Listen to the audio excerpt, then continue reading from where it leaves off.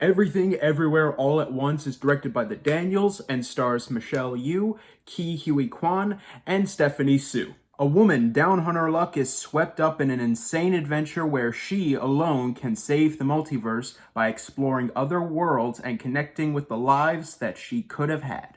Now, in case some of you don't know, I am a huge nerd, so you know I love me a good multiverse story. And to be a bit more specific, I am a huge film nerd, so you know I love me a good A24 movie. Combining the two, and you have my expectations raised to 11. Ever since I saw the first trailer for this movie late in 2021, was it? Yeah, it's already mid-2022. Oh my god. I have been anticipating this movie and anticipating, and finally, after a while, I got to see it before it left theaters near me. And did the movie meet my ungodly expectations? Yes! This is... Oh my god, it's so good. It's insane, it's fun, it's hilarious, it's awesome. It's so good. Let's just get the elephant in the room out of the way. This movie is insane in every right way. The multiverse jumping in this movie is so creative and so different from anything we've seen in any sci-fi movie or TV show. And not only is it filmed and edited creatively, but it's also hilarious. This movie knows how ridiculous this premise can go, and instead of reeling it to make it a bit more digestible for audiences, they went full force with it, and it is all the better for it. The amount of times I was just dying laughing at the screen because I couldn't imagine what I was watching was actually filmed and made and acted seriously, and it is all intentional. It's hilarious.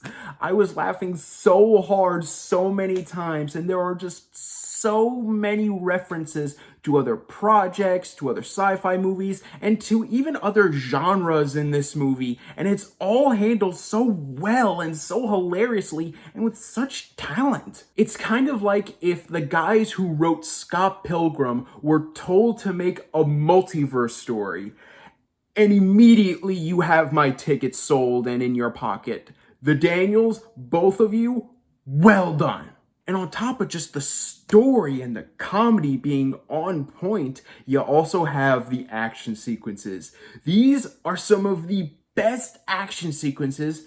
Scratch that. These are probably the best action sequences in any movie to come out this year so far. The fighting is just so insane and unique and hilarious and creative and is filmed so well, and all the choreography is so amazing.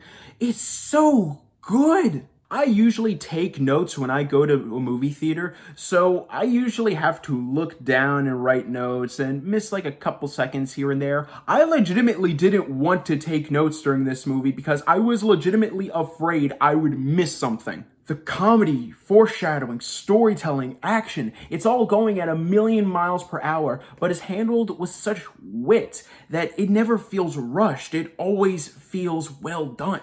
And the acting in this movie is amazing. Everyone is so earnest in this movie and so believable, whether they're hanging on by a thread yet still optimistic, or they're holding on by a thread because that's just what's expected of them. The characters and the acting are matched perfectly. Michelle Yeoh probably gives the best performance of her career. Ki Huy Kwan is so innocent and lovable, and Stephanie Su's frustrations in the movie are so believable and so heartbreaking, and all of them together results in an ending that is just so ungodly, tear-jerkingly heartwarming. It is so smart yet bonkers at the same time, and embraces itself so much that you as the audience, even if you don't fully grasp everything that's going on, which I don't blame you for, you still get enticed by it because it's just so honest with its insanity that you have to be honest and say, I respect you for it. Are there problems with the movie?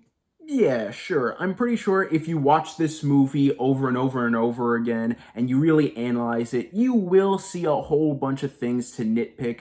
But in my opinion, I think the only real consistent or significant flaw with the film is just the pacing. This movie is 2.5 hours long, and it really does feel like that. Maybe it's just because by the halfway point, I had just seen so much insanity that my brain was just sort of exhausted by this point, and then we still had a whole half of the movie to go with even more insanity in it. And going back to the Scott Pilgrim comparisons, I remember that was my big problem with Scott Pilgrim too. It was just so insane and so long that halfway through the movie, I was just sort of mentally exhausted by it. But that's it. That's really my only big significant flaw or problem with the movie. I freaking loved this film. I do admit that the pacing and the long runtime does cause the movie to drag at parts, but my one issue is so insignificant when compared to just how much I loved the honest acting, identifiable characters, incredible action, hilarious writing, imaginative story, and sincere morals of the film that it can almost be disregarded entirely. I'm pretty sure everyone's already made this joke, and I even made it when I made my Batman review. But it's gonna be pretty freaking hard for Doctor Strange in the Multiverse of Madness to top this. I'm going to give Everything Everywhere All at Once an A.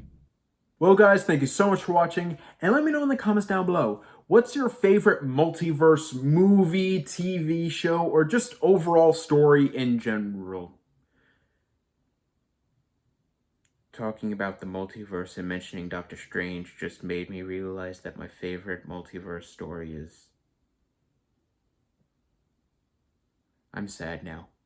Thank you guys so much for watching. You guys are the best. And don't forget to click subscribe and click the bell icon down below to stay up to date on all things movie, all things TV, all things nerd.